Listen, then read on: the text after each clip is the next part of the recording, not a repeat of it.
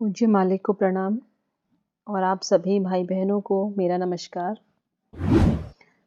किताब का नाम है नियति का निर्माण, जिसमें हमने चरित्र और जीवन शैली पढ़ लिया है। अब हम इसमें आध्यात्मिक यात्रा के बारे में पढ़ रहे हैं। हम अभी तक हमने पढ़ा था बिंदु ए और बी के बारे में, जो मैंने काफ़ी जितना मुझे समझ में आता था मैंने आपको समझा दिया है। आगे पढ़ेंगे हम साधना के सूक्ष्म पहलू, मतलब बहुत छोटे छोटे से पॉइंट्स जो हमें याद रखने हैं, जो हमारी साधना में बहुत हेल्प करते हैं।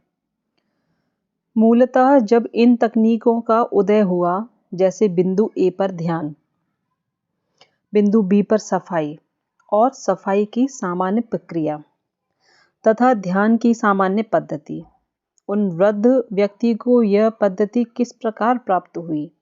क्या लालाजी महाराज ने उनके कानों में फुसफुसाया?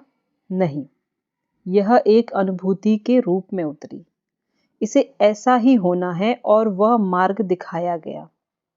अनुभूतियां तो हैं ही, तब उन अनुभूतियों को शब्दों में पिरोया गया और उन्होंने कहा, ठीक है, यह इसी तरह से करना है। आप उसे कागज पर लिखते हैं और वो पद्धति बन जाती है। मतलब ये कि हम जो अभी ए पॉइंट और बी पॉइंट के बारे में पढ़ रहे हैं, या हमने सफाई के बारे में बात की, हमने ध्यान के बारे में बात की, तो ये सब चीज़ें हमें कैसे पता चला? क्या उन्होंने लालाजी महाराज ने ये सब चीज़ें बाबूजी के कान में कही थी, उनको बताया था कि ये सब चीज़ें हैं? एक्चुअली में ऐसा कुछ नहीं। जब बाबूजी ध्यान करते थे तो उनको ये सब चीज़ें अनुभूति के रूप में उतरी थी, और जब यही अनुभूतियों को उन्होंने शब्दों के रूप में पिरोया, मतलब उसको एक कागज पर उतार दिया, और वो चीज़ क्या बन गई? टेक्निक बन गई, एक पद्धति बन गई, सिस्टम बन गया। तो उन शब्दों को पढ़ें और उस पद्धति को अपनाएं, और तब वे शब्द वापस अनुभूति बन जाएंगे। मतलब पहले वो अनुभूति हुई, फिर उनको शब्दों में पिरोया गया, मतलब कागज पे लिखाया गया। आज हम उस चीज़ को पढ़ रहे हैं, है ना? पढ़ने के बाद अब हम उसको अनुभूति कर रहे हैं। तो एक तरीके से जहाँ से ये चीज़ शुरुआत हुई थी ना, वहीं वापस जा रही है। जब हम अपनी सफाई उन भावनाओं के साथ करते हैं तो हमारे लिए शब्द अनावश्यक हो जाते हैं। जब हमारा भाव वो हो जाता है ना, जो हम बोल रहे हैं, हमारा भावार्थ वो हो जाता है, हमारी फीलिंग्स वो हो जाती है ना, तो हमें फिर शब्द की भी ज़रूरत नहीं पड़ती है। ये कहने के बजाय कि सभी जटिलताएं और अशुद्धियां निकल रही हैं, मैं सीधे सीधे सफाई करना शुरू कर देता हूँ। लेकिन जब ये प्रक्रिया अपने आप न होने लगे, तब तक इसका प्रयास न करें। मतलब जैसे अभी हम ध्यान करते हैं, तो अभी ध्यान के टाइम पे भी हम बोलते हैं कि दिव्य प्रकाश का स्रोत पहले से ही मेरे हृदय में मौजूद है। जब हम ध्यान कर लेते हैं, अच्छे से करने लग जाते हैं, और जब उसके बाद ना हमें इन शब्दों की भी आवश्यकता नहीं रह जाती है। हमें वो बोलने की ज़रूरत नहीं रहती और हमारा ध्यान स्टार्ट हो जाता है। वैसे ही हम सफाई करने बैठते हैं, तो अभी हमें ये तब तक करते रहना चाहिए जब तक कि ये ऑटोमेटिक फ्लो ना होने लग जाए, कि जटिलता और अशुद्धियाँ बाहर निकल रही हैं। अगर ये जैसे आप सफाई के लिए बैठे और आपको बार-बार बोलने की ज़रूरत पड़ रही है, तो आप इसको बोलिए। ये ना सोचें कि नहीं, मुझे बोलने की अभी से ज़रूरत ही नहीं है। पहले आप इसका प्रयास तो कर लीजिए। प्रार्थना के साथ भी यही बात है। तू ही मनुष्य जीवन का वास्तविक ध्येय है। कई बार हम प्रार्थना करते हैं लेकिन शब्द नहीं आते और दशा आरंभ हो जाती है। हम उसमें डूब जाते हैं और खो जाते हैं। शब्द आवश्यक नहीं रह जाते, वे शब्द मन की दशा, हृदय की दशा, एक आध्यात्मिक दशा बनाने के लिए होते हैं। जब वो दशा आपके पास आ जाती है तो शब्द निरर्थक हो जाते हैं। उस समय उनकी ज़रूरत नहीं रह जाती। तो सफाई भी इस तरह होनी चाहिए। अब मैं इन शब्दों में वक्त क्यों बर्बाद करूं, और सफाई करना शुरू कर दें।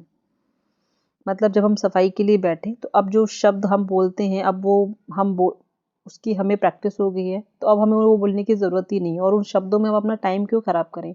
ऑटोमेटिकली हमें अपनी सफाई स्टार्ट कर देनी चाहिए। कई बार आपने भी ध्यान में यह अनुभव किया होगा कि आप यह वाक्य कि ईश्वरी प्रकाश मेरे हृदय में विद्यमान है को पूरा नहीं कर पाते।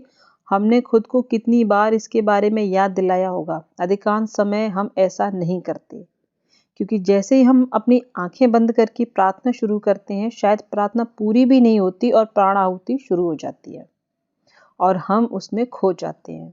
तो सहज मार्ग का सौंदर्य यही है। हालांकि पद्धति दी गई है, हम शब्द भी पूरे नहीं कर पाते और कार्य अपने आप शुरू हो जाता है। कल हमारे भाई ने बड़े ही सुंदर ढंग से कहा, ध्यान, हम ध्यान करते नहीं, ये हमारे साथ अपने आप हो जाता है। प्रार्थना भी, प्रार्थना की दशा हमारे अंदर बननी शुरू हो जाती है। अगर हम अनुमति दें तो एक के बाद एक दशाएं हमारे अंदर खुलनी शुरू हो जाती हैं। हमें ध्यान करने की ज़रूरत नहीं, ये भी अपने आप हो जाता है। मतलब कितनी अच्छी दशा है। बहुत से लोग कहते हैं कि अरे, मैं नियमित रूप से ध्यान किया करता हूँ, मैं सूर्योदय से पहले ध्यान करता हूँ और सूर्योदय के पूर्व ही मैं उसे पूरा भी कर लिया करता हूँ। कुछ लोग कहते हैं कि मैं जैसे ही घर पर लौटता हूँ तो मैं अपनी सफाई पूरी करता हूँ, मैं कभी नागा नहीं करता, रात को सोने से पहले खुद को मालिक के समक्ष समर्पित होकर प्रार्थना किया करता हूँ, बावजूद इसके कि मुझे कोई फर्क महसूस नहीं होता। अगर ऐसा हो तो समझ लीजिए कि कहीं ना कहीं कुछ गड़बड़ ज़रूर है। ये तो फैक्ट है कि हम जब भी कुछ भी करने जा रहे हैं, अगर हमें उसमें कुछ भी चेंज ना लगे तो हम, इसका मतलब हमारी साधना में कुछ ना कुछ गड़बड़ ज़रूर है। बिना किसी अपवाद के जो भी ये कहता है कि उन्होंने सब कुछ किया है और फिर भी वे कुछ महसूस नहीं करते, तो उसने वो सब नहीं किया है जो उसे करना चाहिए था। अगर आप मेहनत करोगे, पढ़ाई करोगे, निश्चित सफलता मिलेगी। आज नहीं मिलेगी, बाद में मिलेगी, लेकिन मिलेगी ज़रूर। अब एक और हम पढ़ाई नहीं कर रहे हैं, हम अपना सारा वक्त खेलने में और टीवी देखने में, वीडियोस गेम में लगा रहे हैं, और दूसरी तरफ हम ये बोलें कि हमारा सिलेक्शन नहीं हो रहा है, हम एग्ज़ाम्स में पास नहीं हो रहे हैं, तो ये तो पॉसिबल ही नहीं है ना। हम वो काम कर ही नहीं रहे ना, तो हम उसकी उम्मीद कैसे कर सकते हैं? तो इसका मतलब हमारी पढ़ाई में गड़बड़ी हुई है ना। तो ठीक उसी तरह हमारी साधना में जब गड़बड़ होती है तब भी यही होता है। उसने वो सब नहीं किया जो एक्चुअली में उसे करना चाहिए था। ये केवल शब्द हैं। मैं 60 मिनट तक ध्यान में बैठा, 30 मिनट तक सफाई करी, 10 मिनट तक प्रार्थना की। कुछ गलत ज़रूर है। मैंने अभ्यासियों से पूछा है कि अच्छा, आप ध्यान कैसे करते हैं? कुछ लोगों ने ऐसे ऐसे जवाब दिए हैं कि आप अपने कानों पर यकीन नहीं करेंगे। ऐसा लगता है उन्होंने तो नया सहज मार्ग ही शुरू कर दिया हो। उनसे ये पूछने पर कि आप सफाई कैसे करते हैं, कुछ लोग सोचते हैं कि मैं फव्वारे के नीचे बैठा हूँ, मेरे सिर पर पानी की बौछार गिर रही है और सारी जटिलताएं और अशुद्धियां निकल कर जा रही हैं। ये एक नई खोज है। ऐसी चीज़ें पढ़कर सुनकर मुझे भी हंसी आती है कि लोग अपना ही एक अलग पद्धति बना देते हैं। इसीलिए सारे सुझाव, सारी प्रक्रिया और सारी प्रवृत्तियां सही जगह पर रखनी चाहिए। अगर आपको सही तरीका पता है, तब तुरंत ही जो आवश्यक है वो है समय निर्धारित करना, कालावधि नहीं, बल्कि ध्यान में बैठने का समय। अपना वक्त तय करें, वो चाहे 10 मिनट के लिए ही क्यों ना हो। प्रतिदिन एक ही निर्धारित समय पर ध्यान में बैठने की आदत डालें, फिर धीरे धीरे अवधि बढ़ाते जाएं। मतलब आपको अपना टाइम डिसाइड करना है कि चाहे आप 10 मिनट के लिए ही क्यों ना बैठें, लेकिन बैठें ज़रूर। आप एक बार स्टार्ट कीजिए, धीरे धीरे आपका फ्लो बन जाएगा। बाबूजी ने अक्सर कहा है और हमारे मालिक ने भी अक्सर कहा है कि यह शून्यता ही है जो कृपा को अपनी ओर आकर्षित करती है। अभ्यासी के हृदय की यह शून्यता क्या होती है?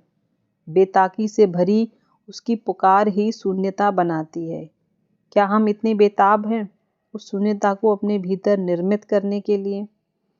हमें प्रार्थना करने की भी ज़रूरत नहीं होती। बाबूजी महाराज कहा करते थे, जब आप अपने भीतर उनकी उच्चतम उपस्थिति का आह्वान करते हैं, अगर आपको 2 आंसू भी बहाने पड़ें तो कृपया सोने से पूर्व इन्हें बहने दें। ये केवल मानसिक या यांत्रिक तौर पर हरगिज नहीं होना चाहिए। हे नाथ, तू ही मनुष्य जीवन का वास्तविक ध्येय है। बहुत सारे बच्चे इस प्रार्थना को थका देने वाली सीमा तक दोहराने के आदी हैं। हम भी इसी तरह प्रारंभ करते हैं, लेकिन हमें इसी पर रुके नहीं रहना चाहिए। इसका मतलब कि जब हम ध्यान के लिए बैठते हैं तो हमें मालिक की उच्चतम उपस्थिति का हमेशा हम आह्वान करते हैं।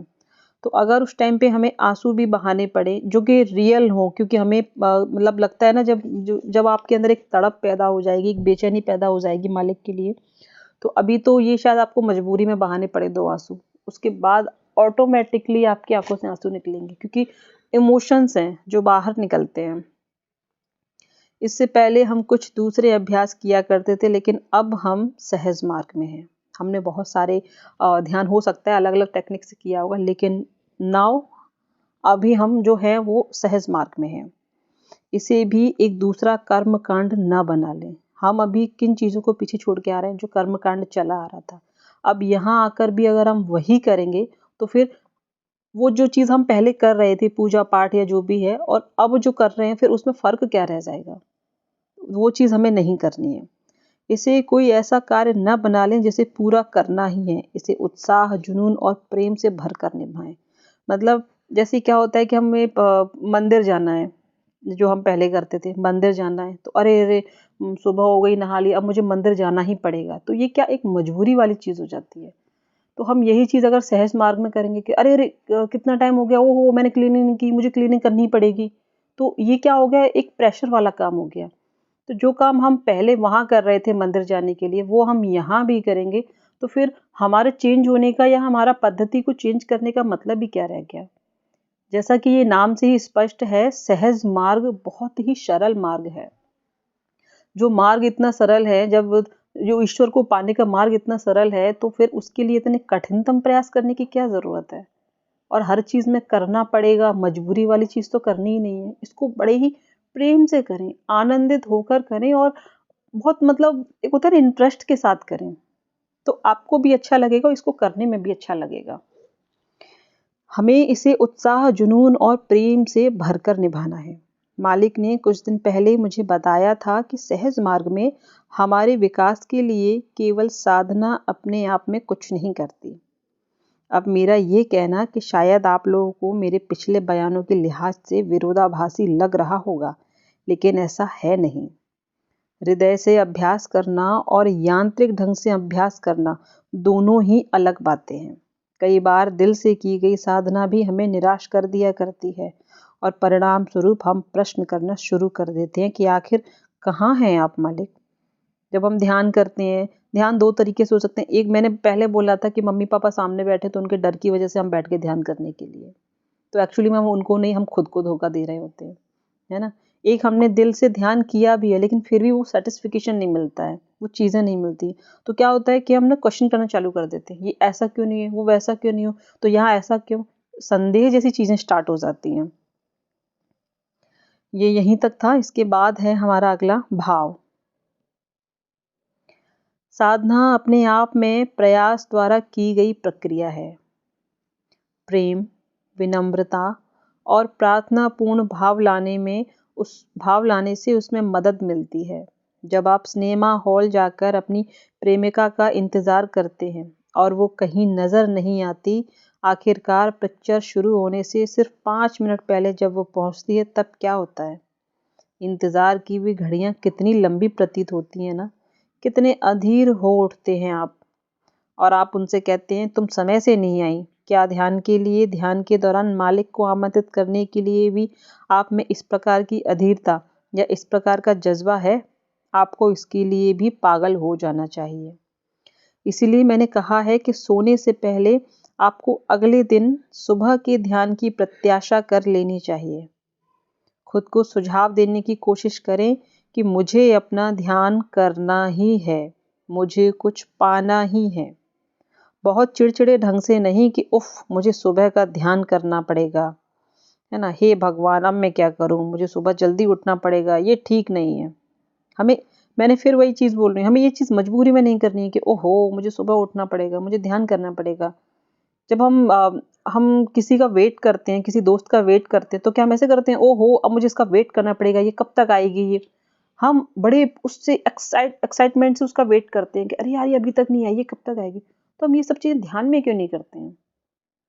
मालिक का हम आह्वान करते तो हम उनके लिए क्यों उतने एक्साइटेड नहीं रहते हैं कि वो कब आएंगे, वो कब मुझे दर्शन देंगे, मैं उनसे कब मिलूंगी। ये चीज़ कभी ये ध्यान के टाइम या उनसे मिलने के लिए इतनी एक्साइटमेंट क्यों नहीं होती है। आपको ये समझाने के लिए हमें अपने भीतर साधना के प्रति आकर्षण, जुनून और व्याकुलता क्यों पैदा करनी चाहिए। मैं आपको कुछ दूसरी कथाएं या कुछ दूसरी कहानियां बताता हूँ। अन्यथा अभ्यास करने से कोई मतलब ही नहीं है, वो एक बोझ, एक प्रकार का नीरस अभ्यास बन जाता है और उससे हमें कोई फायदा नहीं होता। क्या आपने खेत में काम करते हुए किसी मजदूर को देखा है? वो अपनी दिहाड़ी कमा रहा है, परंतु उदाहरण के लिए वो इंसान जो व्यायामशाला जाता है, हो सकता है केवल आधा घंटा ही लगाता हो। वो अपनी मांसपेशियां बनाता है, जबकि खेत में काम करने वाला दिन भर मेहनत करता है, परंतु अपने आप को कोसते हुए कहता है कि ओह, मुझे तो मेहनत करनी पड़ती है, मुझे मेहनत करनी पड़ती है, और उसकी मांसपेशियां शिथिल हो जाती हैं। तो यहाँ भी बात भाव की ही है। यदि आप मानते हैं कि आपका अभ्यास नीरस है और आप धिक्कारते रहते हैं, ओह मुझे ये फिर से करना होगा। पापा मम्मी, यदि आप अपने पारिवारिक सदस्यों को संतुष्ट करने के लिए ध्यान कर रहे हैं, तो बेहतर होगा कि आप ये न करें। ये आपके लिए नहीं है, इसे छोड़ दें। अन्यथा आंखें बंद करके आप अपना इतना समय बर्बाद कर रहे हैं, ना आपको कुछ मिल रहा है और ना ही आप कुछ अर्जित कर रहे हैं। तो ऐसी चीज़ों का क्या ही मतलब है। इसका मतलब है कि जैसे वो जो इंसान खेत पे काम कर रहा है, ठीक है, वो मेहनत कर रहा है, लेकिन वो ये दिन की मजदूरी, मतलब जो उसको मिलने वाली है कमाई शाम को, उसके लिए कर रहा है। और वो ये सोच के कर रहा है कि अरे मुझे कितनी मेहनत करनी पड़ती है, अरे मुझे ये करना है। तो जो मांसपेशियों का काम जो उसको मिलने वाला था ना, जो उसकी मतलब उसको मेहनत करने के बाद जो उसकी मांसपेशियां अच्छा फील करने वाली थी, अब ऐसा कुछ नहीं होगा, वो शिथिल हो जाएंगी। क्यों? क्योंकि उसका दृढ़ संकल्प देखो ना कैसा है कि मुझे ये करना पड़ रहा है, मतलब मजबूरी में करना पड़ रहा है। ठीक वैसे ही जब आप ध्यान करने बैठते हो, तो आप सिर्फ और सिर्फ मम्मी पापा को खुश करने के लिए, है ना, या किसी को खुश, या आपके सामने कोई ऐसा बैठा जिसको आप या आपके सामने कोई ऐसा बैठा है जिसको आप क्या कहते हैं, इम्प्रेस करना चाहते हैं कि हाँ देखो वो ध्यान करता है वो इंसान, तो आप उसके लिए भी ये सब चीज़ें कर रहे हो। कोई मतलब नहीं है, आप खुद को धोखा दे रहे हो, कुछ नहीं मिलने वाला। भाव बहुत बड़ी चीज़ है, भाव होना बहुत ज़रूरी है हर चीज़ में। हमें अपने भीतर की साधना के प्रति आकर्षण, जुनून और व्याकुलता पैदा करनी चाहिए। जब आप कुछ करते हैं तो उसे खुश होकर सहर्ष करें। मुझे उन सवालों की याद आ रही है जो बाबूजी महाराज ने दिव्य लोक से आने वाले संदेशों को ग्रहण करने वाली मीडिया से पूछे थे। वे लगभग हमारे मालिक की उम्र की हैं और व्हील चेयर पर हैं, जो पिछले 20 सालों से अपने घर से बाहर नहीं निकल पाईं। वे बस अपने छोटे से कमरे में मानो कैद हैं। कई सालों के अभ्यास के उपरांत निराशा के साथ उन्होंने बाबूजी से पूछा, मैं कहाँ हूँ? जब उन्होंने ये सवाल पूछा तो केवल ये जानने के लिए था कि सहज मार्ग में उन्होंने कितनी प्रगति कर ली है। तो बाबूजी महाराज ने जवाब दिया कि तुम 13वें बिंदु पर हो। शायद आप में से अधिकांश यह नहीं जानते कि हम सहज मार्ग में कितने बिंदु पार करते हैं। हम 13 बिंदु पार करते हैं। हृदय छाती के बाईं ओर का पहला बिंदु है। दूसरा, जिसे हम आत्मा चक्र कहते हैं, जो कि छाती के दाईं ओर है।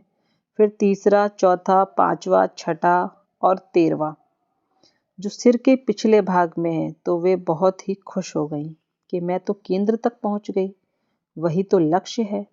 लगभग 1 महीने के बाद बाबूजी ने उनसे कहा, तुम में एक कमी है कि तुम पर्याप्त साधना नहीं करती हो। अब आप उस बात को अपने ऊपर लागू करके देखें। यदि ये आपसे कहा गया होता कि आप कहीं नहीं हैं, शायद पहले बिंदु पर भी आप नहीं हैं, अब आप समझ सकते हैं कि आपको कितने ज़्यादा अभ्यास की ज़रूरत है। पॉइंट्स के बारे में हमने जब ए पॉइंट्स और बी पॉइंट्स की मैं बात कर रही थी, तो ये सब पॉइंट्स होते हैं। जो मेन पॉइंट होते हैं, 13 जो पॉइंट हैं, ये उनके बारे में बात हो रही है। जो हमारे हृदय क्षेत्र है, वहाँ पे 5 पॉइंट हैं, 1, 2, 3, 4 और 5वां पॉइंट। उसके बाद 6वें पॉइंट से ब्रह्ममंडल स्टार्ट हो जाता है, विराट क्षेत्र। उसके बाद हमारे पीछे के सिर के पीछे भाग में रहते हैं केंद्रीय पॉइंट वाले। तो यहाँ पे बाबूजी उन्हीं के बारे में बात कर रहे हैं। अब आप सोचो कि जो इतनी साधना करता है, जो इतना ध्यान कर रहा है, जब उनकी ये हालत है कि उनमें अभी भी कमी है, और कमी किस चीज़ की, वो पर्याप्त साधना नहीं कर रही हैं। तो हमसे अगर कोई पूछे आज की डेट में कि आपका ध्यान की क्या स्थिति है, तो आप समझ सकते हो कि आपने तो अभ्यास ही नहीं किया है, तो आप तो पहले बिंदु पर भी नहीं हैं। कुछ महीनों के बाद उन्होंने दूसरा सवाल पूछा कि क्या तुम्हें ध्यान करना सचमुच अच्छा लगता है? यदि ऐसा है तो तुम और ज़्यादा ध्यान क्यों नहीं करती? यदि यह इतना अच्छा है यदि तुम्हें सब सुबह उसमें वाकई इतना आनंद आया, तो क्या वो आनंद तुम वापस 9 बजे, फिर 11 बजे और फिर 2 बजे नहीं पाना चाहोगी? निश्चय ही हम ये नहीं कह रहे हैं कि तुम्हें बाकी के सारे काम बंद कर देने चाहिए। आप पढ़ाई कर रहे हैं तो पढ़ाई करना आपका सबसे पहला कर्तव्य है। एक अन्य अवसर पर उन्होंने कहा कि तुम्हें अपनी साधना में स्वचालन लाना चाहिए। स्वचालन से मुझे लगता है कि बाबूजी एक ही कथन से 2 बातें कहना चाहते थे। शायद वे कहना चाहते थे कि तुम्हें किसी भी क्षण ध्यान की अवस्था में होना चाहिए। ध्यान में तुम जिस तरह की गहराई पाते हो, गहराई की उसी अवस्था को हमें अपने भीतर खुली आंखों से आह्वान करना आना चाहिए। स्वचालन का यह एक पहलू है। दूसरा है कि आपको अपने समय निर्धारित कर लेने चाहिए। इस बात पर फिर वे एक अन्य संदेश में दोबारा जोर देते हैं, जब वे कहते हैं कि आपको अपनी साधना में जैविक घड़ी स्थापित कर लेनी चाहिए। इसमें वही चीज़ है कि क्या कहते हैं, शब्दों की ज़रूरत नहीं रह जाती। जब हमारी साधना बहुत अच्छी हो जाती है ना, तो हमें कोई भी थॉट लेने की ज़रूरत नहीं रह जाती, वो स्टार्ट हो जाती है ऑटोमेटिकली। जब वो ये कब होता है, जब आपकी साधना प्रॉपर होगी, आपका स्थान प्रॉपर होगा, आपका टाइम प्रॉपर होगा। जैसे जैसे मैं सुबह उठी, अपने सारे काम किए, उसके बाद में 4 बजे, 4:30 पे मैं ध्यान के लिए बैठ गई। अब मेरे 4:30 का जो ध्यान का समय है वो निश्चित है। 4:30 बजे उठ के ध्यान करना है, तो मेरा टाइम क्या निश्चित हो गया। अब मेरे आसपास का जो एटमॉस्फेयर है ना, वो भी वैसा ही हो गया। ठीक है, मेरा बैठने का आसन निश्चित हो गया कि मुझे यहीं बैठ के ध्यान करना। तो वो वहाँ के जो भाव है ना, वहाँ का जो एटमॉस्फेयर है ना, वो सब एक जैसा हो गया, क्योंकि वहाँ पर रेगुलर वो चीज़ें हो रही हैं, अभ्यास हो रहा है रोज उस चीज़ का। तो अब मुझे शब्द की आवश्यकता नहीं रह जाती है। मैं जैसे ही वहाँ बैठी, कि मैं जैसे सफाई के लिए बैठी, अब मैं वहाँ बोलूँगी, सारी जटिलताएँ और अशुद्धियाँ बाहर से निकल रही हैं। जब मैं रोज़ ये चीज़ें बोल रही हूँ, तो जैसे ही मैं सफाई के उद्देश्य से उस जगह पे बैठूँगी, तो मुझे उन शब्दों की आवश्यकता नहीं है, और सफाई की प्रोसेस ऑटोमैटिकली स्टार्ट हो जाती है। यही वो चीज़ है। ये स्वचालन या जैविक घड़ी का क्या मतलब है? रूस के वैज्ञानिक डॉक्टर पावलोव के द्वारा किए गए परीक्षण के बारे में आपने स्कूल में अवश्य सीखा होगा। उन्होंने कुत्ते पर विशिष्ट परिस्थिति में कुछ परीक्षण किए। इस परीक्षण में वे घंटी बजाते और कुत्ते को खाना दे देते। अगले दिन भी उसी समय घंटी बजाई और खाना दे दिया, और तीसरे दिन भी उसी समय घंटी बजाई और खाना दे दिया। इस प्रकार कुछ समय के लिए उन्होंने कुत्ते को इस व्यवहार के लिए अभ्यस्त कर दिया। एक दिन उन्होंने घंटी तो बजाई, परंतु खाना नहीं दिया। कुत्ता व्याकुल हो उठा, उसके मुंह से बुरी तरह लार टपक रही थी। जैविक घड़ी यही है। जिस दिन उस निर्धारित समय पर आप ध्यान नहीं कर पाते, जिसकी आदत आपको पड़ चुकी है, तब क्या आपकी भी दशा उस कुत्ते की जैसी हो जाती है? क्या आप ध्यान की कमी महसूस करते हैं? तो मूल भाव कहने का यही है। तो अपने अभ्यास में हमें अभी दूर, और भी बहुत दूर जाना है। इस संकल्प के साथ शुरू करें कि आप ध्यान के लिए अपना समय निर्धारित करेंगे। वही चीज़ है, कुत्ते के एग्जाम्पल दिया कि उसको रोज़ एक ही टाइम पे खाना दिया जाता था। घंटी बजाते खाना देते, घंटी बजाते खाना देते। अब उसको क्या आदत पड़ गई कि घंटी बजेगी मतलब मुझे खाना मिलेगा, घंटी बजेगी मतलब मुझे खाना मिलेगा। अब घंटी तो बजी, लेकिन खाना नहीं मिला, तो उसकी लार टपकने लगी। वो आप सोचोगे कि लार क्यों, मतलब लार क्यों टपक रही थी? क्योंकि उसके अंदर जो, मतलब जैसे होता है ना, खाने का टाइम उसका हो गया था, तो अब लार बनने लगी उसके मुंह में, क्योंकि उसको खाना खाना था उस टाइम पे। तो ये कैसे हुआ? ये रोज के अभ्यास से हुआ। उसको उस चीज़ की आदत पड़ गई है। तो आप खुद सोचिए कि जब आप रोज एक ही समय पे ध्यान करेंगे, एक ही जगह पे ध्यान करेंगे, एक ही आसन में बैठ के ध्यान करेंगे, तो उस जगह का एटमॉस्फेयर भी वैसा ही हो जाएगा। मैं एक आपको चीज़ बताती हूँ कि जैसे कि आपका अगर कोई रूम हो अलग से ध्यान का या पूजा का, तो ठीक है, नहीं भी है तो भी कोई बात नहीं है। आप अपने लिए एक कोने में जगह बना लीजिए। घर का कोई भी कोना हो, कैसी भी जगह हो, बस आप वहाँ पे अपना एक आसन, जब भी आपको ध्यान करना आप वहीं बैठ जाइए। पर डे ध्यान करना है, सफाई करना है, जो भी करना है आप वही कोने में। आपको पता है कुछ टाइम तक ये बोलने पड़ेंगे सारे शब्द वगैरह सफाई के लिए, ध्यान के लिए, प्रार्थना के लिए, और एक टाइम के बाद आपको वर्ड बोलने की ज़रूरत ही नहीं पड़ेगी, शब्द ही निरर्थक हो जाएंगे। आप जैसे ही बैठोगे वहाँ ट्रांसमिशन स्टार्ट हो जाएगा, क्लीनिंग की प्रोसेस स्टार्ट हो जाएगी, प्रेयर स्टार्ट हो जाएगी, क्योंकि शब्दों की फिर वहाँ ज़रूरत नहीं। फिर जैविक घड़ी स्थापित हो जाती है ना, स्वचालन की प्रक्रिया स्टार्ट हो जाती है। निश्चय ही माता पिता की हैसियत से मैं कह सकता हूँ कि अगर मेरा बेटा या बेटी महीने में एक बार की जगह हफ्ते में केवल एक बार ध्यान करने लगे तो मैं खुश हो जाऊँगा। और यदि वे हर दिन नियमित रूप से ध्यान करने लगते हैं तो मैं बहुत ही खुश हो जाऊँगा, लेकिन हमारे मालिक नहीं। जब आप अपना समय निर्धारित कर लेंगे तो वे खुश हो जाएंगे। मान लो कि आपने अपना समय 6 बजे के लिए निर्धारित किया है और आप निश्चित रूप से इसमें लगे रहते हैं और कहते हैं कि चाहे कुछ भी हो जाए, मैं तो हर दिन 6 बजे ही ध्यान करूँगा। आपको समय को निर्धारित कर लेना चाहिए। अगर 7 बजे का समय निर्धारित करते हैं तो ठीक है, ऐसा ही हो। ये बहुत ही महत्वपूर्ण है कि आप एक दिन 8 बजे ध्यान करते हैं, एक दिन 9 बजे, एक दिन 6 बजे, एक दिन सुबह 3 बजे उठकर 1-2 घंटों के लिए बैठ जाते हो। तो समय निर्धारित करना उससे कहीं ज़्यादा महत्वपूर्ण है। ये चीज़ जो मुझे समझ में आया वो शायद ये है, जैसे हम कभी ध्यान करने बैठते हैं, अब एक जो कॉमन क्वेश्चन आता है वो ये आता है कि अरे मैं जैसे ध्यान करने बैठती हूँ तभी मुझे मम्मी काम के लिए बुला लेती है, तभी मेरे भाई को ये काम है, तभी मेरी सिस्टर मुझे इस काम के लिए, तभी उसी टाइम पे दूध वाले को आना होता है, ये होता है। तो मैं ये कहूँगी कि आप अपना समय मतलब अपने हिसाब से क्यों बना रहे हो? आपको जैसे आपको पता है कि 6 बजे से काम स्टार्ट हो जाते हैं, तो आप अपना टाइम जो है ध्यान का वो 5 बजे का वहाँ पे, तो आपको कोई डिस्टर्ब नहीं करने वाला ना, कोई आपका अपना समय होगा ना, आप उन लोगों के समय पे अपना ध्यान का समय क्यों बना रहे हैं?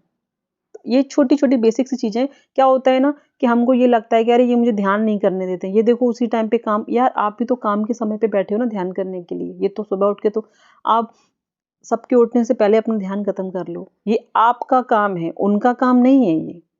ये चीज़ें हैं, ये देखो मैं एक चीज़ कहती हूँ कि आध्यात्मिक यात्रा सबकी अपनी-अपनी है, सबकी अलग-अलग है। कोई किसी के साथ नहीं आता, किसी के साथ नहीं जाता है, सबको अकेले ही जाना है, सबकी अपनी-अपनी पर्टिकुलर अकेली यात्रा है। तो हमको भी अपनी यात्रा अकेली ही करनी है, फिर आप डिपेंड क्यों हो कि नहीं वो दूध वाला आएगा तो मुझे वो दूध लेना है, ये करना है। आप अपने लिए समय निकालो, आपको उसके लिए अलग से समय निकालना पड़ेगा, निश्चित करना पड़ेगा, समय भी, सभी चीज़ें। और आप इसके लिए दूसरों को ब्लेम नहीं दोगे कि अरे मम्मी पापा की दवाई का टाइम होता है तो मैं इसलिए ध्यान से मुझे उठना पड़ता है, तो आपने उनके समय पे ध्यान का समय बनाया ही क्यों है? अच्छा होगा चाहे आधा घंटा ही सही, परंतु हम नियमित रूप से ध्यान करें, खुद के लिए समय निर्धारित करें और परिवर्तन देखें। 10 दिन के भीतर ही खुद में, अपने हृदय में होने वाले परिवर्तन को देखने की कोशिश करें। और अपनी साधना में हम एक प्रकार के अनुशासन को लाने की कोशिश कर रहे हैं।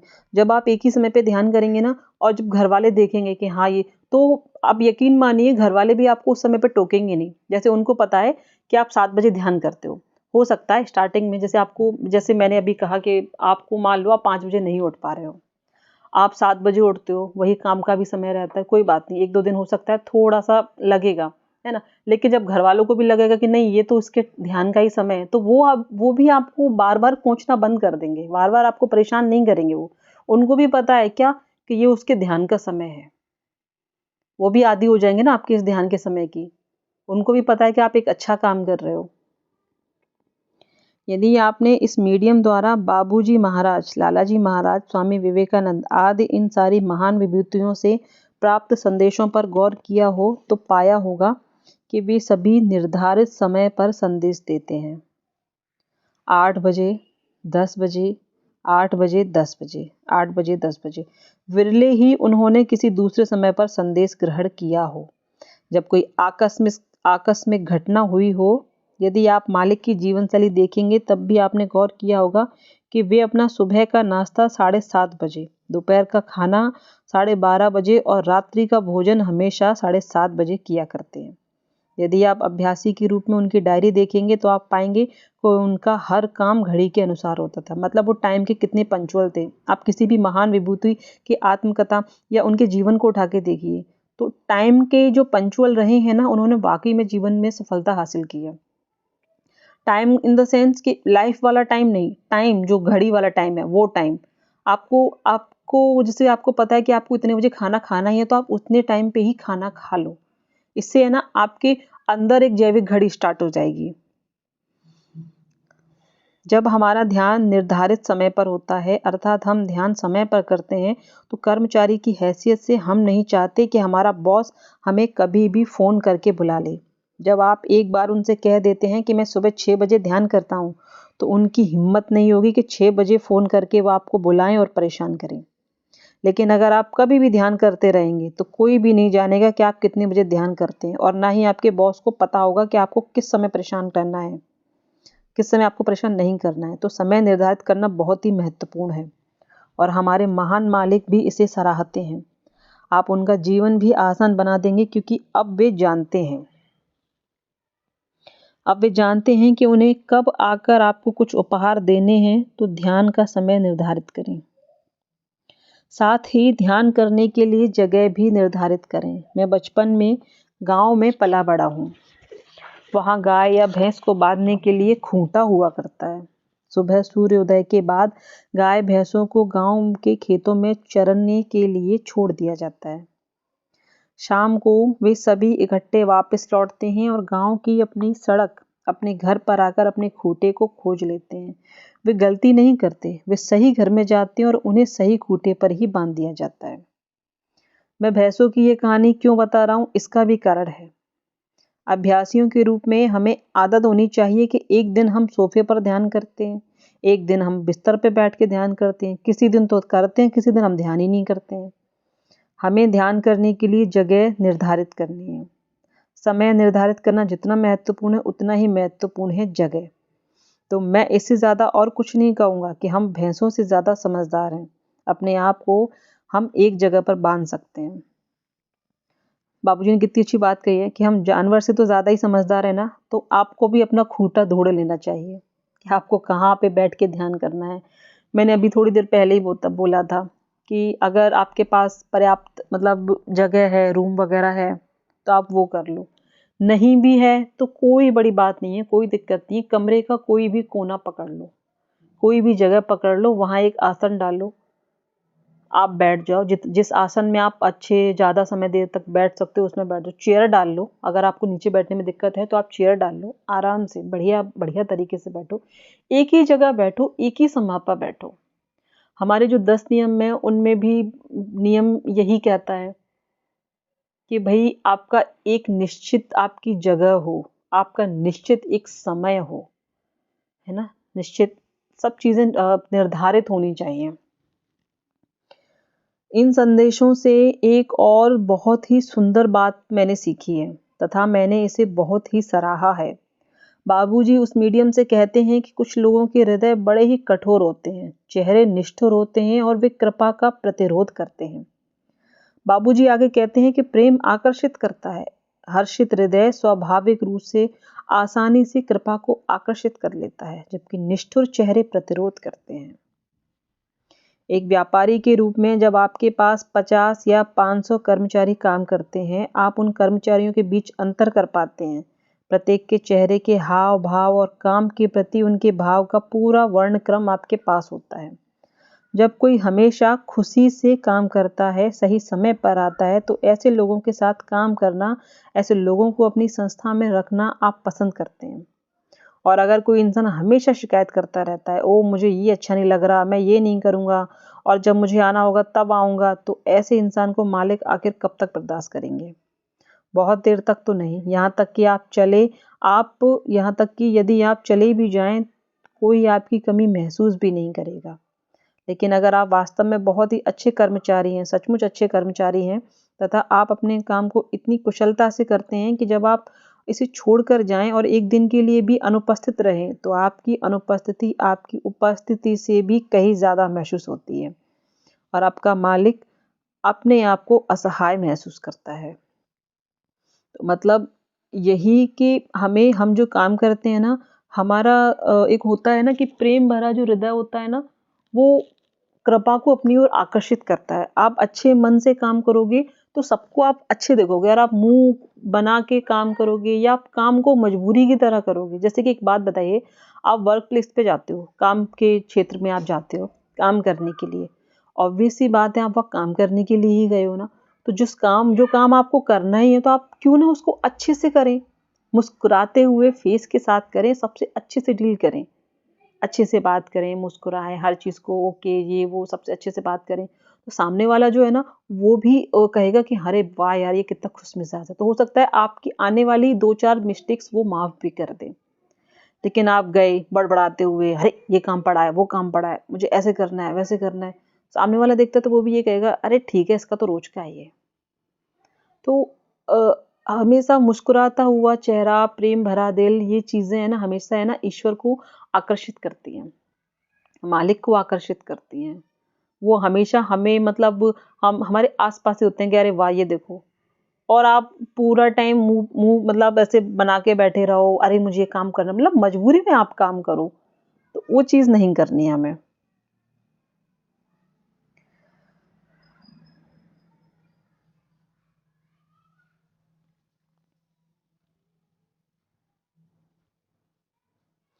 तो उच्चतम को पाने के लिए मुझे अपनी साधना में हर कीमत पर किसी भी तरह नियमितता, किसी भी तरह का आनंद और किसी भी तरह की व्याकुलता लानी ही होगी। आपने सिर्फ 12वीं कक्षा पास करने के लिए कितनी मेहनत की थी? आप हंस रहे होंगे, मैंने ये क्या किया? ये केवल 12वीं कक्षा है, मुझे अभी बहुत दूर जाना है। देखो मैंने कितनी मेहनत की है। तब आप स्नातक होंगे, ग्रेजुएट। क्या आपको लगता है कि आपने कुछ बड़ी चीज़ हासिल कर ली है? नहीं, उससे भी कुछ और बड़ा इंतज़ार कर रहा है। आपको अच्छी नौकरी की ज़रूरत है। ज़िंदगी वहाँ ख़त्म नहीं हो जाती। आप फिर बिज़नेस शुरू करेंगे और वो भी अंत नहीं है, आपको पैसा कमाना है, फिर आपके बच्चे होंगे और ये अंतहीन है। यदि आप अपने भौतिक जीवन में आगे बढ़ने के लिए दिन में 8 घंटे, 12 घंटे या 14 घंटे तक मेहनत करते हैं, मैं ये नहीं कहता कि आपको ये नहीं करना चाहिए, आपको ये करना चाहिए। अगर आप में 1 करोड़ कमाने की योग्यता है, तो आप 1 करोड़ भी कमाएँ। अगर आप 5 करोड़ कमाने की योग्यता है, तो आगे बढ़िए और कमाइए। लेकिन इस बात को मत भूलिए कि आपको ये आध्यात्मिक प्रयास भी करना चाहिए। हर समय सामंजस्य बनाए रखकर पेडल मारते रहना होगा। मतलब जैसा कि कहते हैं कि बाबूजी महाराज कहते थे कि 2 पहियों से ही मतलब उड़ना पड़ेगा। वो जो पक्षी होता है वो 2 पहियों से ही उड़ता है। आध्यात्मिक आध्यात्मिक पहलू और भौतिक पहलू दोनों से। तो ये हमें ज़िंदगी जीने के लिए पैसे कमाने होंगे। अगर आप में हुनर है, आप 1 करोड़ कमा सकते हैं, आप 1 लाख कमा सकते हो, बिल्कुल कमाइए, कोई नहीं रोक रहा आपको इन चीज़ों से, है ना? लेकिन ये साधना भी बहुत ज़रूरी है। इसको हँसते हुए, मुस्कुराते हुए आप इसको भी करिए। क्यों? क्योंकि हर चीज़ अनंतहीन है। आप भौतिक जीवन देखिए देखिए ना, जब आप 12th में होते हो, तो जब हम 12th में थे, तो हमें क्या लगता है कि बस ये 12th पास हो जाओ और आप उसके लिए कितनी मेहनत करते हो। उस 12th को पास करने के लिए आप कितने जी जान लगाते हो, है ना? और जैसे ही वो पास हुआ तो क्या चीज़ खत्म हो गई? नहीं ना, अब उससे बड़ा आता है ग्रेजुएशन के लिए, आपको ग्रेजुएट होना है, फिर आप उसके लिए भी मेहनत करते हो, तो क्या फिर वहीं खत्म हो गई? नहीं, उसके बाद पोस्ट ग्रेजुएशन, देन नौकरी करनी है, नौकरी के बाद खुद का एक बिजनेस भी देखना है, शादी, फिर बच्चे, उनके खर्चे, फिर उसके बाद आपको और भी कमाना है, तो ये चीज़ें तो खत्म ही नहीं हो रही है ना। एक के बाद एक बड़े टारगेट मिलते जा रहे हैं, हर बार एक नया बड़ा टारगेट। तो जब हम इसके लिए जी तोड़ मेहनत कर रहे हैं, तो क्या हमें नहीं लगता कि हमें अपने ये आध्यात्मिक जो हमारा एक रथ के जैसे दोनों पहिए, मैं बोलती हूँ कि ये दोनों पहिए अगर एक भी चीज़ बैलेंस नहीं हुई तो हमारा जो हम जिसमें सवार होके जा रहे हैं वो गिर जाएगा। दोनों पे ही हमको बैलेंस बना के चलना पड़ेगा, है ना? तो हम एक के लिए तो बहुत जी-तोड़ मेहनत कर रहे हैं। क्यों? इसीलिए कर रहे हैं ना कि अरे हमें अच्छा दिखना है, घर अच्छा दिखना है, तो उसके लिए पैसे कमाने तो मेहनत भी करनी है, हम करते जा रहे हैं। लेकिन हम ना टेढ़े-टेढ़े चल रहे हैं। हमारा एक पहिया तो ऊँचा उठा हुआ है, आध्यात्मिक का जो पहिया है वो एकदम नीचे एकदम सिकुड़ता जा रहा है। उस पे हम ध्यान ही नहीं दे रहे ना, तो हमको बैलेंस करके चलना है। और यकीन मानिए जब हम बैलेंस करके चलेंगे ना, जब दोनों पहिए बैलेंस करके चलते हैं तो रथ भी बहुत तेज़ी से दौड़ता है। तो हमारी ज़िंदगी की ये जो गाड़ी है, ये भी बड़ी तेज़ी से दौड़ेगी। तो उच्चतम को पाने के लिए मुझे अपनी साधना में हर कीमत पर किसी भी तरह की नियमितता और किसी भी तरह का आनंद सब कुछ करना होगा। हर समय सामंजस्य बनाए रखकर पैडल हमें मारते रहना होगा। यानी वह आध्यात्मिक दशा जो आपने सुबह प्राप्त की है, वो आपके दैनिक कारोबार तथा विद्यार्थी जीवन की गतिविधियों को बिगाड़ने वाली नहीं है। वास्तव में जब आप चेतना की ऐसी अलग स्थिति, चेतना की ऐसी उच्च स्थिति में रहते हैं, तो आपके कार्यों में लगने वाला वक्त भी कम हो जाता है और उनमें अब कम और भी कम समय की ज़रूरत पड़ती है। उदाहरण के लिए जब आप पढ़ाई कर रहे होते हैं, एक इंसान जो लगातार पढ़ता ही रहता है और दूसरा जो निश्चल है, शांत चित्त होकर धैर्यपूर्वक पढ़ता है, दोनों में बहुत ही फ़र्क होता है। दूसरा एक ही बार में एक बार पढ़ने में ग्रहण कर लेता है, जबकि पहले वाले को बार-बार पढ़ना पड़ता है। ये चीज़ होती है कि अगर आप कोई चीज़ बहुत ध्यानपूर्वक पढ़ोगे ना, अच्छे से पढ़ोगे ना, तो आप 1 घंटे में ही बहुत चीज़ें समझ के पढ़ सकते हो। लेकिन अगर आपका मन नहीं है पढ़ने में और आप ज़बरदस्ती किताब लिए बस बैठे हो और उसको रट रहे हो, बस मतलब एक होता है ना जद्दोजहद कर रहे हो कि नहीं मुझे पढ़ना है, मुझे इसको पढ़ना है, वो आपकी समझ में नहीं आएगा। वहीं वो इंसान जो अच्छा खासा गाने सुन रहा हो और मतलब एक होता है ना बढ़िया ब्रेन की एक्टिविटी कर रहा हो, खूब खेल रहा हो, वो आया उसने 1 घंटे पढ़ा, समझा, हाँ ठीक है, सही है, हो गया। तो आप कहोगे यार उसने तो पढ़ा भी नहीं, फिर उसको कैसे समझ में आया और मैं तो इतनी देर से उसमें मूड मतलब डले हुए हूँ। तो ये तभी होगा जब हम बैलेंस करके चलते हैं हर चीज़ को। हमें शांत होके दूसरा वाला शांत होके उसको पढ़ रहा है, शांत चित्त से मन से। तो योग के माध्यम से, ऐसे ध्यान के माध्यम से मैं ये नहीं कहूँगा कि हमारी क्रिया पूरी तरह से आदर्श हो जाती है, लेकिन आदर्श के निकट पहुँच जाती है। हम लोग आदर्श बनने की कोशिश कर रहे हैं। उस आदर्श को पाने की मालिक भी अपनी भरपूर कोशिश कर रहे हैं। सिर्फ अपने आप में ही नहीं बल्कि अपने कार्य में भी मैं अपनी कार्यशैली को कितना बदल सकता हूँ ताकि मेरा कार्य और प्रभावशाली हो जाए। सभी लोग अच्छे से अच्छा कार्य करने की पूरी तरह कोशिश करते हैं और हर समय ये जो कोशिश है वो पहले से बेहतर करते हैं। इसमें हमने पढ़ा भाव के बारे में कि ये जो हम साधना कर रहे हैं, जो ध्यान कर रहे हैं, उसमें आखिर हमारा भाव कैसा होना चाहिए। हमें हमारा टाइम निर्धारित करना है। आगे है आज्ञाकारिता। आज्ञाकारिता के बारे में हमने पहले भी पढ़ा था कि हमें गुरु की आज्ञा माननी है। हम में से जो माता-पिता हैं, वे उस दर्द को भली-भांति जानते हैं कि जब बच्चे हमारी बात सुनने को तैयार नहीं होते, विशेषकर जब कुछ परिस्थितियों में वे हमारा कहना ज़रा भी नहीं मानते, तब हम कुछ कह ही नहीं सकते और ये बात और भी ज़्यादा दुखदाई बन जाती है। इसीलिए इन सब से अधिक मालिक हमसे एक अन्य बड़े साधारण से गुण की अपेक्षा रखते हैं। वे कहते हैं कि मुझे आपकी प्रेम की ज़रूरत नहीं है। वो तो मेरे गुरुदेव ने मुझे बहुत बड़ी मात्रा में प्रदान किया है। मुझे आपके पैसों की भी ज़रूरत नहीं है क्योंकि जब इसकी ज़रूरत होगी तो वो आ जाएगा। मुझे तो सिर्फ़ और सिर्फ़ आज्ञाकारी अभ्यासियों की ज़रूरत है। आज्ञाकारिता ही सबसे प्रमुख गुण है और जब हम उनकी आज्ञा का पालन करते हैं, तो सब कुछ अपने आप घटित हो जाता है। जब वे हमें ध्यान करने के लिए कहते हैं और हम बैठकर ध्यान कर लेते हैं, तो सब कुछ अपने आप घटित होता जाता है। ये ज़रूरी नहीं कि ध्यान करने से सब कुछ हासिल हो जाए, लेकिन सही तरीके से किया गया ध्यान ऐसी दशा निर्मित कर देता है जो हमारे भीतर बदलाव ले आती है। एक बार वह आंतरिक वातावरण बदल जाने के पश्चात हम में स्वाभाविक तरीके से विश्वास पैदा हो जाता है। एक बार विश्वास विकसित हो जाए तो हम में समर्पण पैदा होने लगता है। इसके पश्चात आत्मसमर्पण विकसित हो जाने पर हम स्वतः ही दाता के प्रेम में डूब जाते हैं। लय होना बच्चों के खेल जैसा हो जाता है। इसीलिए सहज मार्ग को यदि इस तरीके से समझा जाए तो ये वास्तव में बच्चों का खेल बन जाता है। ये केवल उन लोगों के लिए मुश्किल होता है जो आज्ञा का पालन नहीं कर सकते, क्योंकि वे स्वयं ही टेढ़े हैं। मतलब सबसे पहले हमारे अंदर आज्ञाकारिता होनी चाहिए। आज्ञाकारिता मतलब क्या? आज्ञाकारिता मतलब गुरु की बात मानना।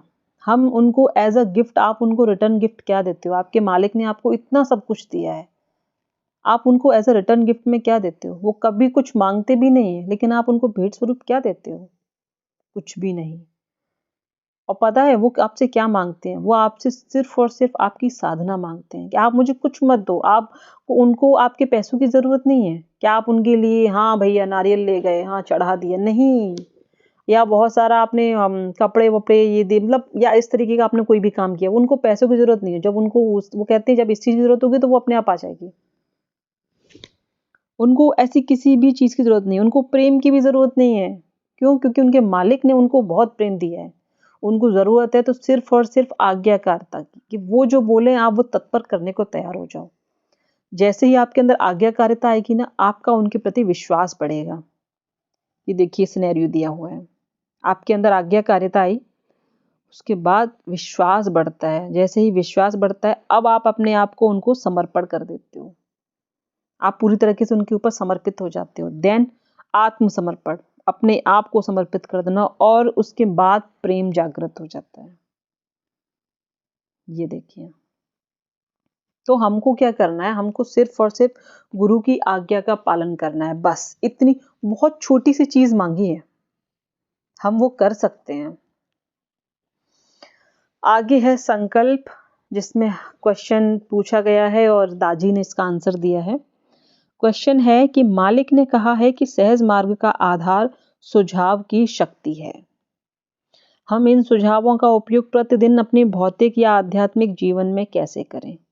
मतलब हम कोई भी देखो ध्यान करने जाते हैं, सफाई करने जाते हैं, प्रेयर के लिए बैठते हैं, तो हम क्या करते हैं? हम थॉट लेते हैं, सुझाव लेते हैं ना, और हमको, और ये सुझाव ही इस मार्ग की हमारी शक्ति है, बेस है इसका। तो इन्होंने पूछा है कि हम अपने इसको, ये जो सुझाव है, इनका यूज हम अपने भौतिक और आध्यात्मिक जीवन में कैसे करें? जवाब में दाजी कहते हैं, सजेशन एक अंग्रेजी शब्द है, सार्थक शब्द है संकल्प। असंयत ढंग से इसका अनुवाद सजेशन यानी कि सुझाव है। हम सुझाव और आदेश का बिल्कुल ही बुनियादी उदाहरण लेते हैं। यदि आप अपने घर में किसी को सुझाव देते हैं कि ऐसा हो जाए तो अच्छा है, ये एक आसान सा सुझाव है, सूक्ष्म सा संकेत है। ये आप किसी रेस्टोरेंट में जाते हैं और वहां कहते हैं कि मैं ये ऑर्डर करना चाहता हूँ, ये अनुरोध है, मेरा इधर आओ, मेरा ऑर्डर है।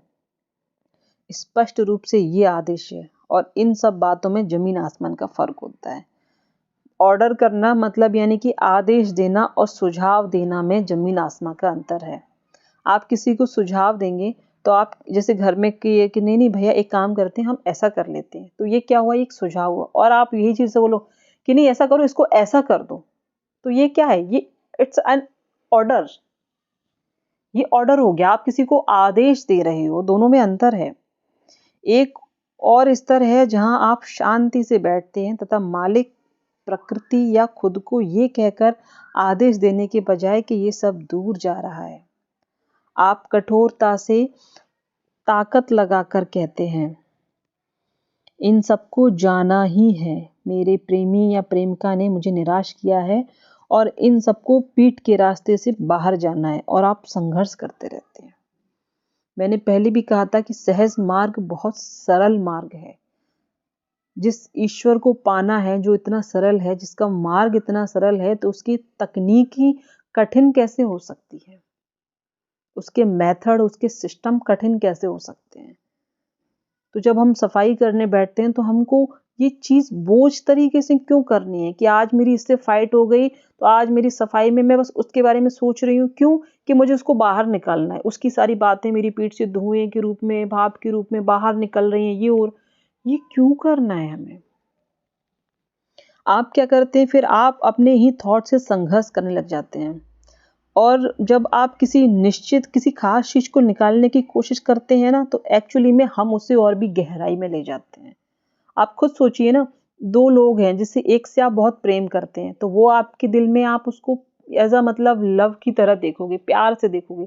एक और आप किसी से नफरत करते हो, है ना? अब आप सोचो कि नहीं मुझे उससे मतलब नहीं, लेकिन एक बात बताऊं, जिससे आप नफरत करते हो ना, आप वो ज्यादा आपके अंदर गहराई में मौजूद है। आपके दिल में ऊपरी सतह पर वो लव जिसे आप करते हो ना, वो ऊपर गहराई मतलब ऊपर ऊपरी सतह पर तैरेगा, लेकिन जिसे आप नफरत करते हो ना, वो आपके अंदर ज्यादा गहराई से होगा। क्यों? क्योंकि आपने उसके बारे में सोचा बहुत है। उसने ऐसा किया तो, उसने वैसा किया तो वो आपके अंदर जल्दी मतलब बहुत ज्यादा जल्दी घर करेगा और अंदर तक घर करता है। इसलिए आप देखना कभी कि आप जिससे नफरत करते हो ना, आप क्यों उससे बार-बार बदला लेने की इच्छा रखते हो? इसीलिए रखते हो। क्यों? क्योंकि वो बार-बार गहराई में जाकर उबालियाँ मारता है। वो गहराई में है ना, आपने उसके बारे में इतना सोचा, आपने उसके बारे में एक बार सोचा, वो आपके दिल की एक परत पे आ गया। आपने दोबारा उसके बारे में सोचा, वो थोड़ा-सा और धँस गया अंदर। आपने तीसरी बार फिर सोचा, वो और अंदर धँस गया। आपने उसके बारे में इतना सोचा कि वो अंदर आपकी गहराई में समाता चला गया, और अब आप क्या कर रहे हो कि मैं सफाई करने बैठी हूँ और ये जिस इंसान से मेरी अभी लड़ाई हुई है, फाइट हुई है, वो पीठ के रास्ते उसकी बातें बाहर धुएँ के रूप में निकल रही है। जिसको आपने इतनी लेयर के अंदर छुपा के रखा है, वो कैसे बाहर निकलेगा? तो ये चीज़ें मतलब मुझे ऐसा लगता है कि हम इस चीज़ को ज़रूरत से ज़्यादा सोचने लग जाते हैं। हम क्या करते हैं, हम उस पे है ना दबाव डालते हैं। दृढ़ संकल्प में भी देखो हम कितना संघर्ष करते हैं। हम उसे और भी गहराई में ले जाते हैं। इसे निश्चित समझिए कि जिस क्षण आप ये विचार लेकर बैठते हैं कि इसे तो जाना ही होगा, असल में आप उसे और भी गहराई में भेज रहे हैं। आप उसे निकालना चाहते हैं तथा आप उसे पकड़े हुए भी हैं। तो मुझे इससे निकलना है, वो अभी भी वही है। जब हम अपने अंदर किसी खास दशा को पैदा करना चाहते हैं तो संकल्प सबसे बेहतर है। अपने अंदर कुछ बनाने या अपने अंदर से कुछ निकालने के लिए ये सबसे बेहतर है। ये अनुरोध प्रार्थना के भाव में होना चाहिए। मेरे मालिक, अनुरोध है कि ये निकल जाए। ये भाव प्रार्थना के समान ही है। इस तरह संकल्प ना करें कि आज इसे और इसे अब जाना ही है। मतलब पहले मैंने बताया कि हम करते क्या हैं एक्चुअली में, और अब इसमें है कि हमको नहीं करना चाहिए। हमें क्या, हमें आदेश नहीं देना है, हमें सिर्फ सुझाव देना है।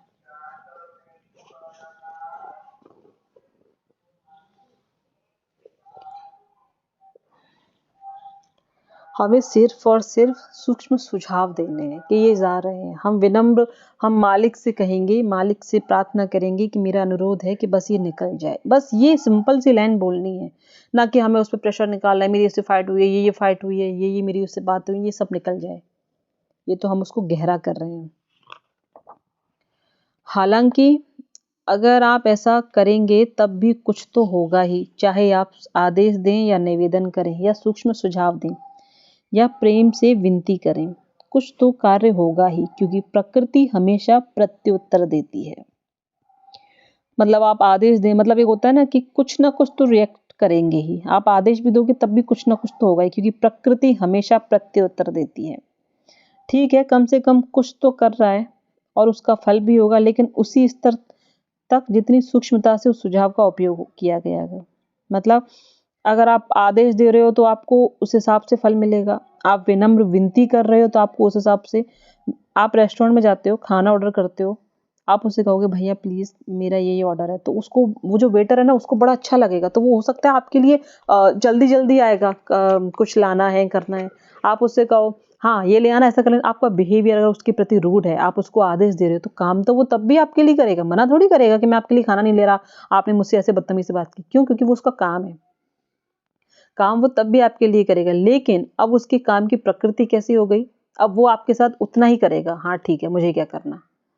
तो वही चीज़ है कि हम आदेश दें या अनुरोध करें, उसका हमें फल तो मिलेगा, लेकिन डिपेंड करता है कि आपने उससे विनती कैसे की है। लेकिन जब हम हृदय की गहराई में उतरते हैं और प्रार्थना करते हैं, उस प्रार्थनामय दशा में जैसे-जैसे ध्यान आगे बढ़ता है, उस अवस्था में पवित्रता भी उतरती है और सफाई भी होती है। कल हमारे भाई ने 10 उसूलों के सत्र का अंत इन शब्दों के साथ किया था कि ओम शांति शांति शांति। जो सहज मार्ग के 10 उसूलों की व्याख्या नामक पुस्तक के अंत में है। सहज मार्ग की अन्य किसी भी पुस्तक के अंत में ऐसा नहीं है। ये क्या प्रकट करता है? कल हमने संकल्प के बारे में बात की थी ना, है ना? ऐसा ही हो। अतः बाबू ने इस संकल्प को समाविष्ट किया होगा कि जब आप इन उसूलों का पालन करेंगे तो यह शांति शांति शांति व्याप्त हो जाएगी। आप जहां भी जाएंगे आपकी पूरी राह में शांति होगी। जब आपके हृदय में ये 10 उसूल होंगे, आप उन 10 उसूलों के प्रकाश स्तंभ बन जाएंगे और आगे कोई भी संकल्प किए बिना आप जहां भी जाएंगे इस शांति को सृजन कर पाएंगे। जब हम 10 उसूलों का पालन पूरे दिल से करते हैं तब हमारी उपस्थिति मात्र ही बहुत कुछ कह देगी। यही कारण है कि जब हम आध्यात्मिक जीवन में आगे और आगे बढ़ते जाते हैं, विशेषकर सहज मार्ग में जब हम आध्यात्मिक रूप से कार्य करना शुरू कर देते हैं, तब एक वक्त ऐसा आता है जहां संकल्प की कोई ज़रूरत ही नहीं रह जाती है। मतलब वही चीज़ है कि जब ध्यान अच्छे से होने लग जाएगा, जब आप प्रॉपर करेंगे, टाइम आपका नियत होगा, आसन, जगह, अब आपको संकल्प की ज़रूरत ही नहीं रह जाती, क्योंकि सब कुछ अपने आप होता रहता है। खास करके ये चीज़ कब होती है? शुरुआत में। प्रशिक्षक संकल्पों के साथ संघर्ष करते रहते हैं कि ये हो जाए, वो हो जाए, ये निकल जाए, वह निकल जाए, और एक के बाद एक वे इन संकल्पों में व्यस्त रहते हैं। लेकिन कुछ समय के बाद आप सामान्य होकर कहते हैं कि ठीक है, ऐसा होता है, जो भी होना है वो हो जाता है, और आप विस्मित होते रहते हैं। मैंने कुछ नहीं किया, लेकिन आज कुछ तो हुआ है। ये इसीलिए है क्योंकि अब आप इसमें शामिल नहीं हैं और मालिक के काम में रुकावट नहीं डाल रहे हैं। अब आप मालिक को अपने द्वारा कार्य करने दे रहे हैं। परंतु क्या इसका मतलब ये है कि आपको पहले दिन से ही निष्क्रिय बैठे रहना चाहिए? नहीं, आपको लड़ाई की कला, इस युद्ध की कला को सीखना होगा। मतलब मालिक हमारे ऊपर काम करते हैं तो हमें उनको ये, मतलब हम एक तरीके से, जब हम इस तरीके से सुझाव देते हैं ना कि ये चीज़ मेरे से निकल जाए या ऐसा हो जाए, तो एक्चुअली ना हम मालिक के ऊपर ये चीज़ें थोप रहे होते हैं। मालिक मेरी इससे फाइट हो गई तो उस आदमी को, उस इंसान की बातों को मेरे इससे दिमाग से निकाल देना बिल्कुल। तो हम उनको प्रेशराइज कर रहे हैं। आप अपने आप में सोचो, हम मालिक को प्रेशराइज कर रहे हैं, हम उनको आदेश दे रहे हैं कि आप ऐसा कर दीजिए। क्यों करना है? इससे अच्छा आप शांति से बैठें और उनसे यही कहें कि आप देख लीजिए, आप मेरे ऊपर काम कर रहे हैं, तो मैं अपने इस तरीके के संकल्प से मैं आपके मार्ग में रुकावट ना बनूं। संकल्प से शुरुआत करें और देखें कि ये हमें कहाँ लेकर जाता है। ये ऐसा है कि जब हम अपनी सफाई करते हैं तो हम संकल्प लेते हैं कि सभी जटिलताएं और अशुद्धियां पीठ के रास्ते से बाहर जा रही हैं। आप ये प्रक्रिया जानते हैं, यह संकल्प है, लेकिन एक वक्त ऐसा आता है कि जैसे ही हम शाम को बैठते हैं, हमें इन शब्दों की ज़रूरत नहीं पड़ती और बस काम होना शुरू हो जाता है। ये था, हमने यहाँ तक कंप्लीट किया और इसमें हमने आज बहुत सारी चीज़ों को जाना कि किस तरीके से करना है, हमें क्या क्या करना है, क्या नहीं करना है। मैं एक बार फिर से एक चीज़ कहती हूँ कि अगर आपके पास ये बुक नहीं है, कि मेरे पास ये बुक नहीं है, मैं कैसे पढूं, तो आप ख़रीदना चाहें तो ले भी सकते हैं। नहीं भी है तब भी मैं एक चीज़ कहूँगी कि आपको, मैं इस चीज़ को इसकी लिंक तो डाल ही दूँगी, लेकिन अगर किताब है भी नहीं तो मैं आपको ये कहना चाहती हूँ कि आप सिर्फ इस चीज़ को सुने। इसमें हम आत्मा की ओर पुनर्विन्यास के बारे में पढ़ेंगे, अपनी यात्रा को आगे बढ़ाएंगे। तब तक के लिए आप मेरे चैनल को लाइक करें, शेयर करें और मुझे इसी तरह सपोर्ट करें। Thank you.